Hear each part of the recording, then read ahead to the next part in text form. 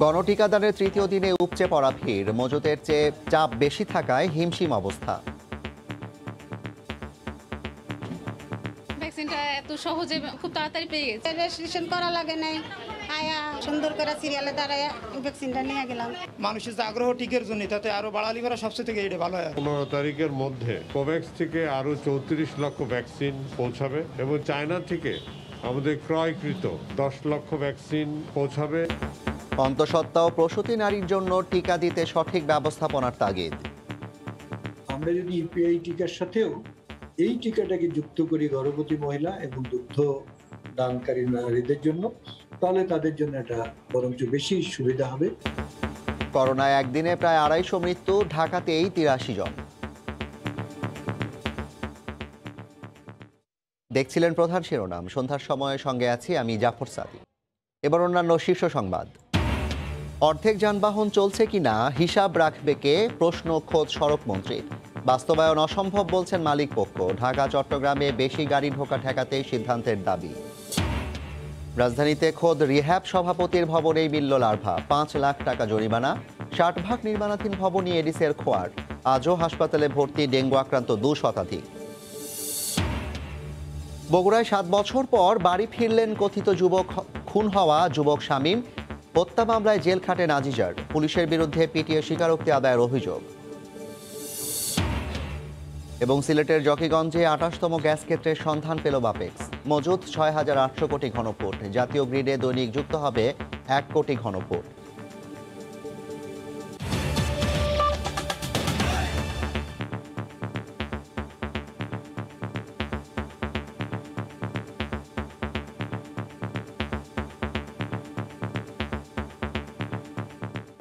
গণটিকাদানের তৃতীয় দিনেও কেন্দ্রে কেন্দ্রে ছিল প্রত্যাশীদের উপচে পড়া ভিড়।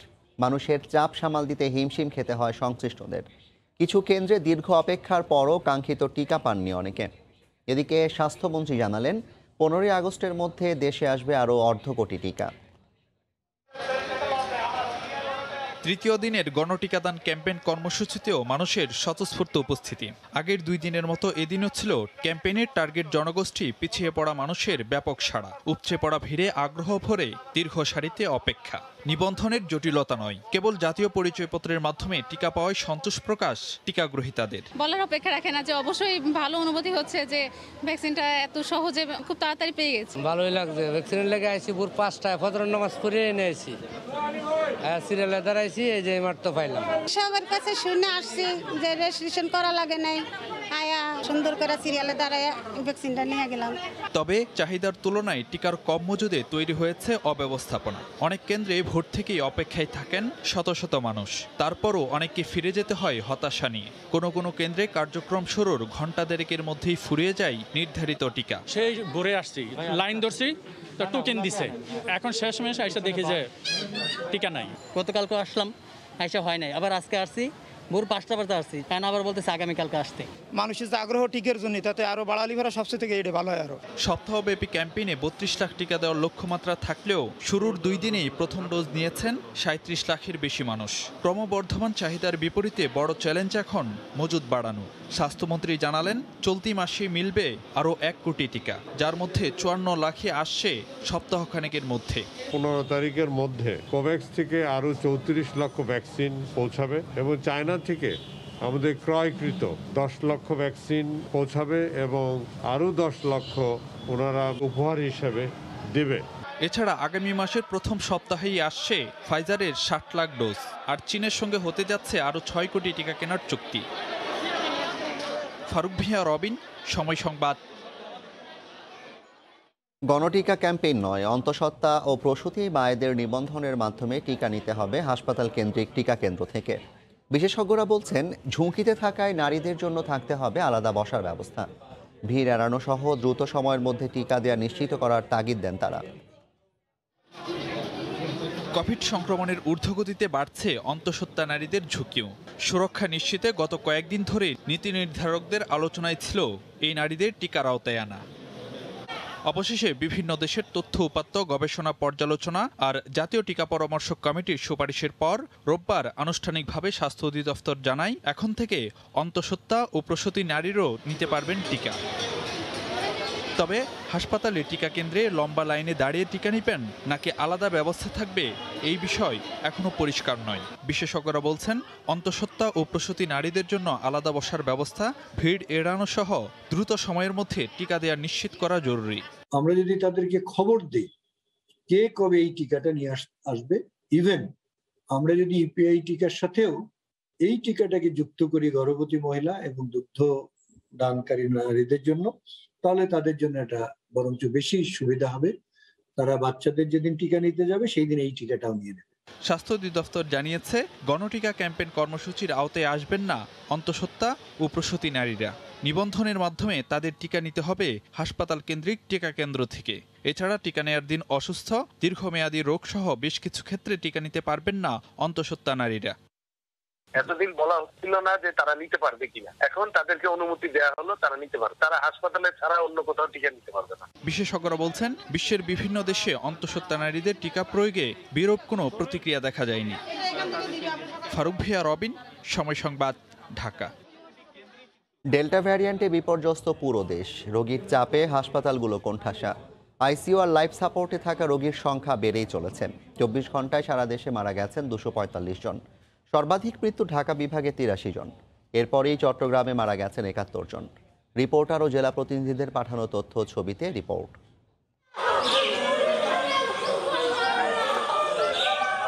একের পর এক প্রাণ কেড়ে নিচ্ছে কোভিড-19। কোনোভাবেই থামানো যাচ্ছে না প্রাণঘাতী ভাইরাসটিকে। মৃত্যুর মিছিলে হাসপাতালের প্রাঙ্গণ হয়ে উঠেছে বিষাদময়। মৃত্যু যন্ত্রণা কুরে কুরে খাচ্ছে রোগী ও স্বজনদের। দিনে দিনে আরও শক্তিশালী হচ্ছে ভারতীয় ডেল্টার রূপ। প্রতিফলন ঘটছে ঈদ পরবর্তী শঙ্কার।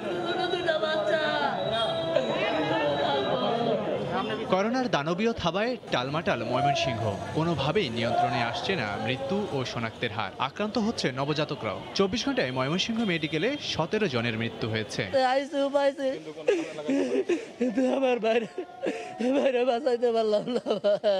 মৃত্যু ও শনাক্তের হার আবারও বাড়তে শুরু করেছে কুষ্টিয়ায়।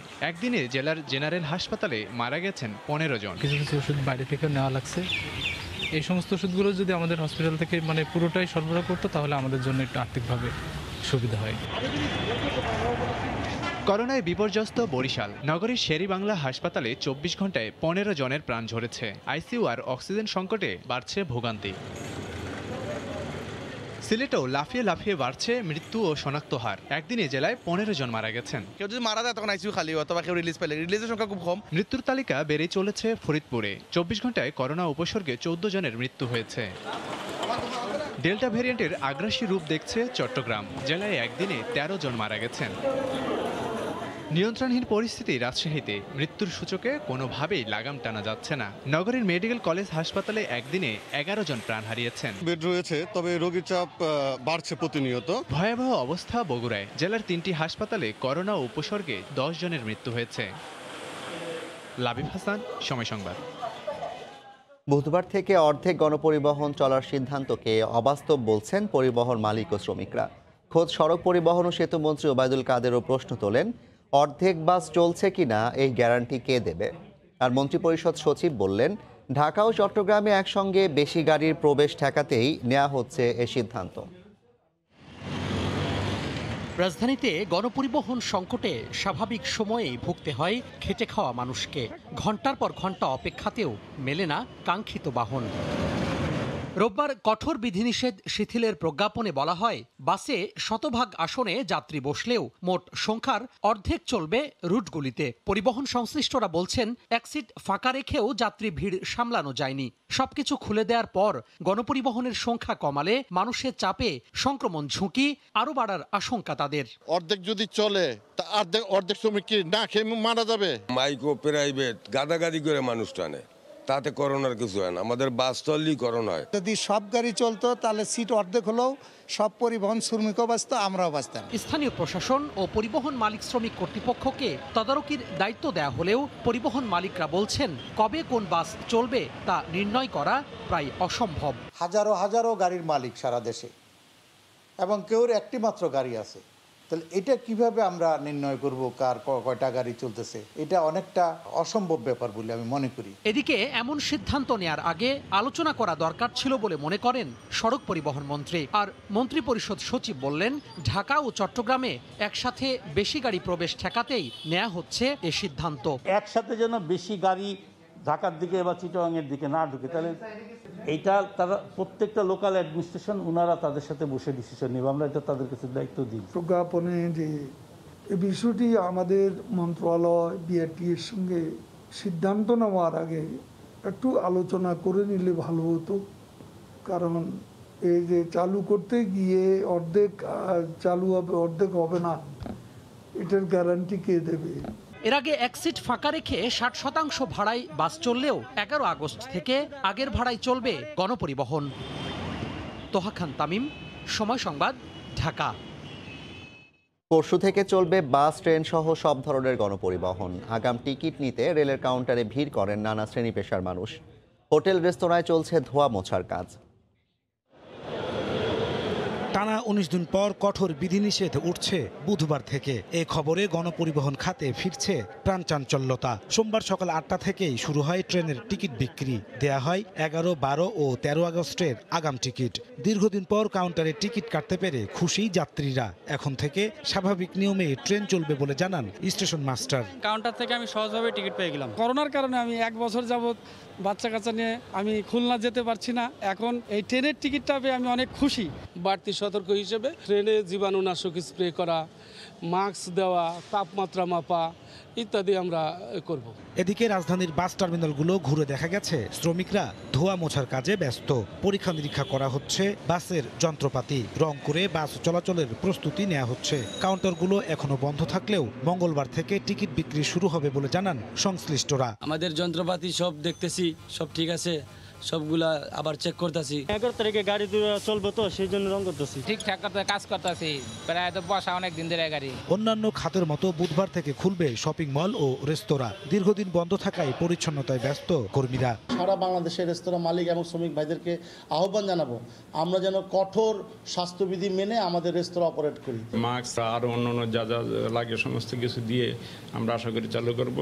প্রজ্ঞাপনে বলা হয়, সড়ক, রেল ও নৌপথে শতভাগ আসনে যাত্রী নিয়ে চলাচল করতে পারবে গণপরিবহন। নাজমুস সালিহি, সময় সংবাদ, ঢাকা। সন্ধ্যার সময় আরও থাকছে। নারায়ণগঞ্জে বাবা মা ও মুক্তিযোদ্ধাদের কবর ভরাটে জড়িতদের বিরুদ্ধে ব্যবস্থা নেওয়ার দাবি এমপি শামীম ওসমানের। দুশলেন সিটি কর্পোরেশনের ঠিকাদারদের। করোনা মহামারীর মধ্যে প্রতিদিনই আতঙ্ক ছড়াচ্ছে ডেঙ্গু, কিন্তু টানা অভিযান কিংবা ব্যাপক প্রচারণা কোনো কিছুতেই ঠেকানো যাচ্ছে না এডিসের বংশবিস্তার। রাজধানীতে নির্মাণাধীন ভবনে গেলেই চোখে পড়ছে লার্ভার ছড়াছড়ি। এ অবস্থায় অসহায় সিটি কর্পোরেশন। খোদ রিহ্যাব সভাপতির মালিকানাধীন ভবনকেই করা হয় জরিমানা। দফায় দফায় চিরুনি অভিযান, মাইকিং কিংবা রোড শো, ডেঙ্গু বাহক এডিস নিধনে নানা কার্যক্রম নিয়ে প্রায় 2 মাস ধরে সরব ঢাকার 2 সিটি কর্পোরেশন। এবারের অভিযানে দেখা গেছে যেসব স্থাপনায় এডিসের লার্ভা মিলেছে তার 60%ই নির্মাণাধীন ভবন। এরই মধ্যে ভবন নির্মাণকারী প্রতিষ্ঠানদের সংগঠন রিহ্যাবের সঙ্গে বৈঠকও করেছে সিটি কর্পোরেশন। তবুও টনক নড়ছে কই। সোমবার গাবতলী মাজার রোড এলাকায় এমন একটি ভবনই ঢুকে হতবাক হতে হয়, যেন এডিসের খামার। জানা গেল এই ভবনের মালিক খোদ রিহ্যাব সভাপতি শামসুল আলামিন রিয়েল এস্টেট, উনিও রিহ্যাবের প্রেসিডেন্ট। প্রতিদিনই র্যান্ডমলি এটা পানি পরিষ্কার করি। বৃষ্টির পানি, গত রাত্রে বৃষ্টি হয়েছে, এই পানিটা যে আমরা এখনই রিমুভ করতেছি। গণমাধ্যমের সামনেই ভবন মালিককে ফোন করেন মেয়র আতিক।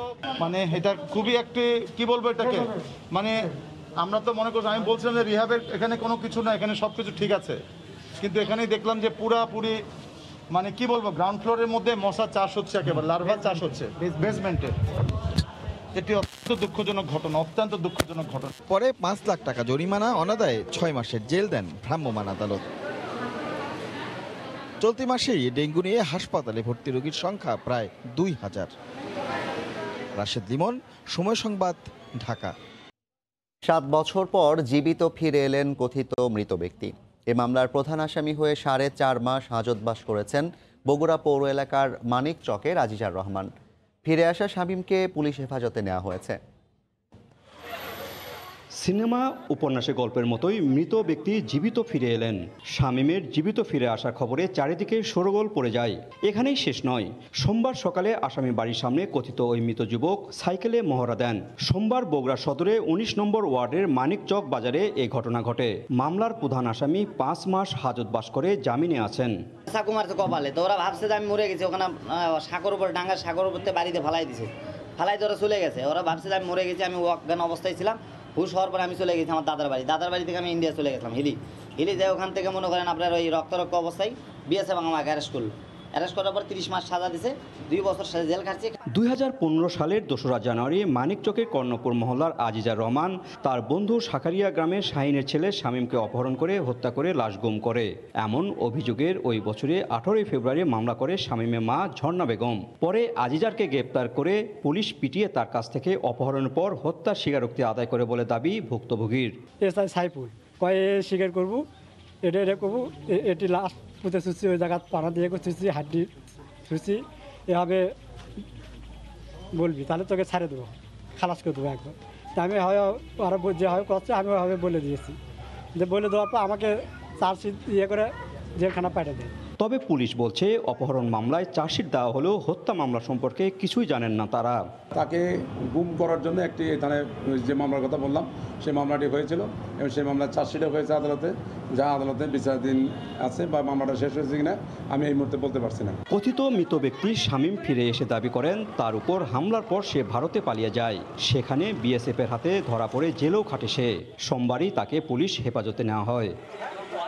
মাজিদুর রহমান, সময় সংবাদ, বগুড়া। নারায়ণগঞ্জে ভাষা সৈনিক ও মুক্তিযোদ্ধা সহ অর্ধশতাধিক কবর ভরাট করার অভিযোগ উঠেছে। এ কাজে সিটি কর্পোরেশনের ঠিকাদার সহ সংশ্লিষ্টরা জড়িত বলে দাবি করেছেন স্থানীয় সংসদ সদস্য শামীম ওসমান। ভরাটকৃত কবরগুলো আগের অবস্থায় ফিরিয়ে আনার দাবি জানিয়েছেন তিনি।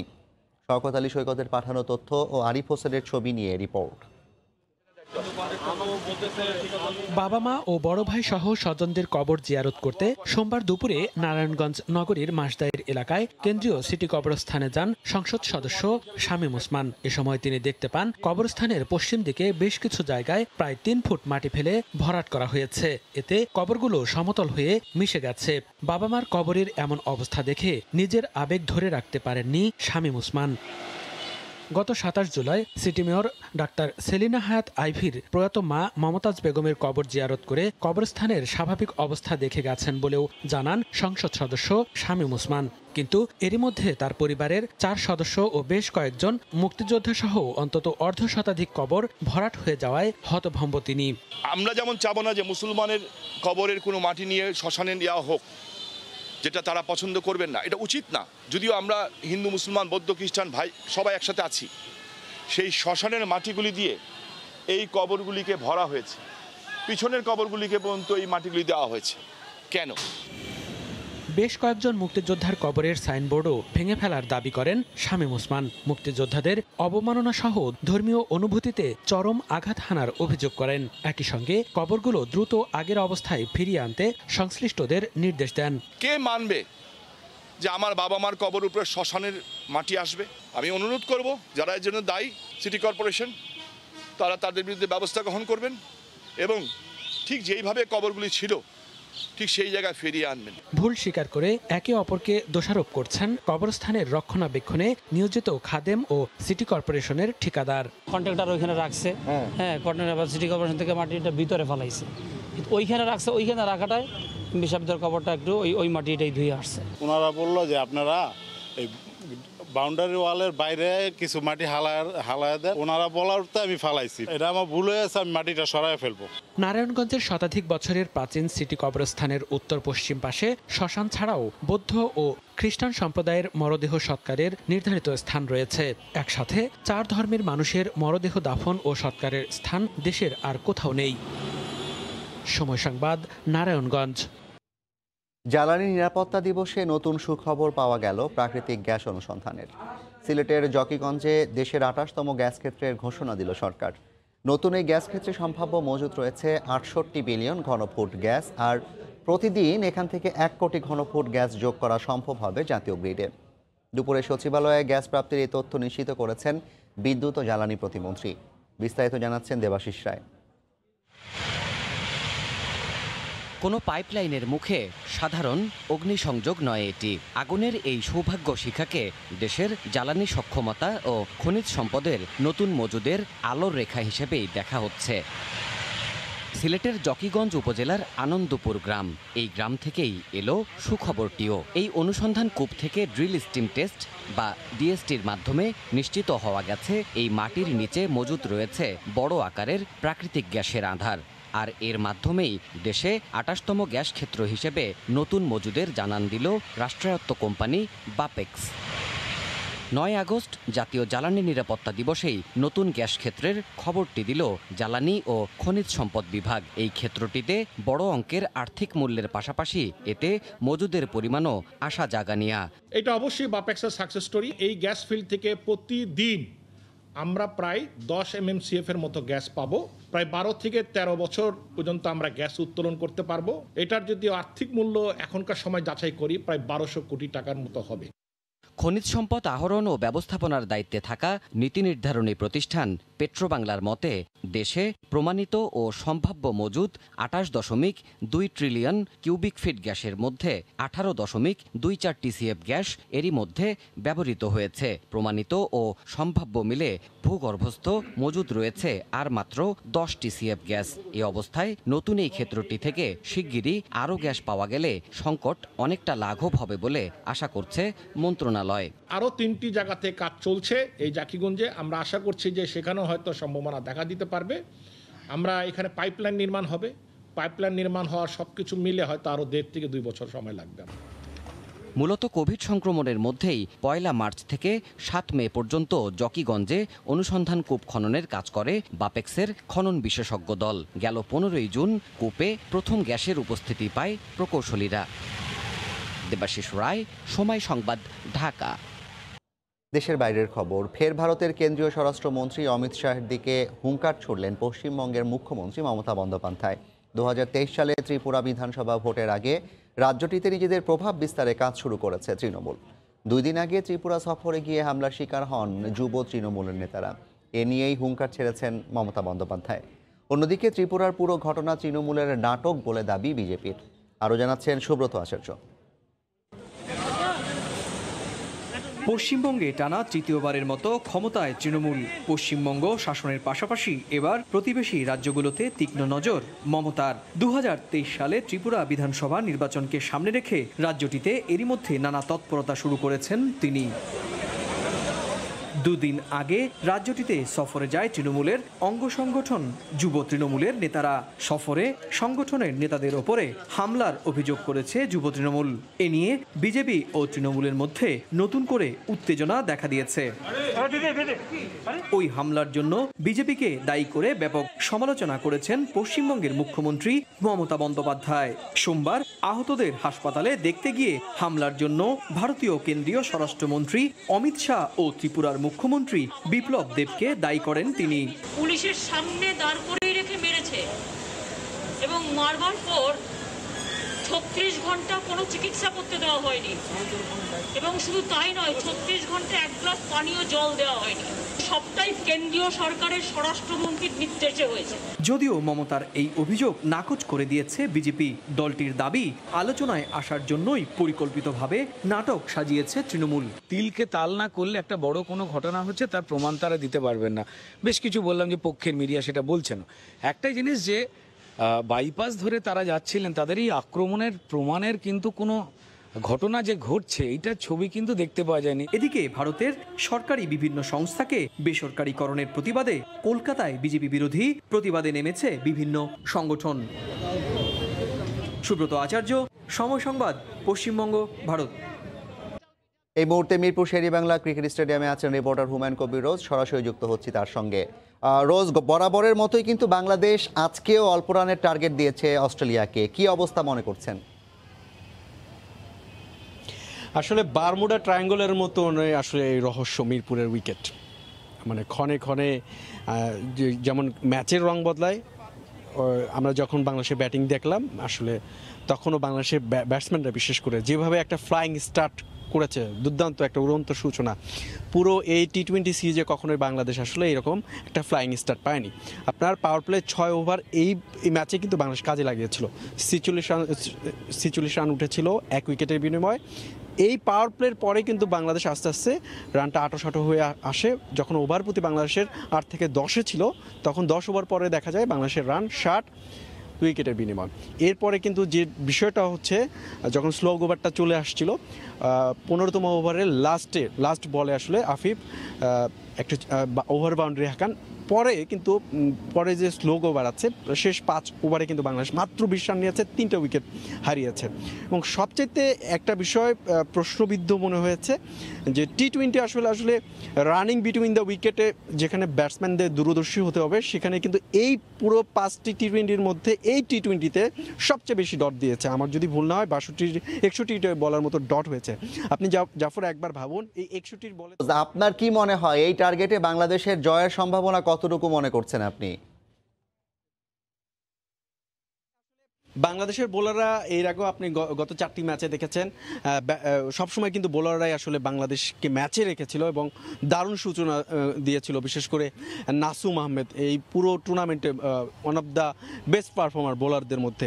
যদি শুরুতে বাংলাদেশ আসলে প্রতিপক্ষকে চেপে ধরতে পারে, প্রথম 2-3 ওভারে যদি ওপেনিং জুটিটা ভাঙতে পারে, সেক্ষেত্রে আসলে শুরু থেকে প্রতিপক্ষকে যদি বাংলাদেশ চাপে রাখতে পারে, তাহলে এই 123 রান আসলে যে রান শর্ট ছিল, যেভাবে শুরু করেছিল বাংলাদেশ, অন্তত 25 রানের মতন কম হয়েছে স্কোর বোর্ডে। যদি বাংলাদেশ প্রথম 6 ওভারে প্রতিপক্ষের 2 থেকে 3টে উইকেট নিতে পারে গত ম্যাচগুলোর মতো, তাহলে কিন্তু বাংলাদেশ যে আসলে শেষ ভালো যার সব ভালো তার, সেই প্রবাদটা আসলে সত্যি প্রমাণ করতে পারবে জাফর। মিরপুর শেরেবাংলা ক্রিকেট স্টেডিয়াম থেকে যুক্ত হয়েছিলেন সহকর্মী হুমায়ুন কবির রোজ, জানাচ্ছিলেন বাংলাদেশ অস্ট্রেলিয়ার টি-20 সিরিজের সবশেষ ম্যাচের সবশেষ খবর। এ পর্যায়ের শীর্ষ সংবাদ জানিয়ে দিচ্ছি আরেকবার।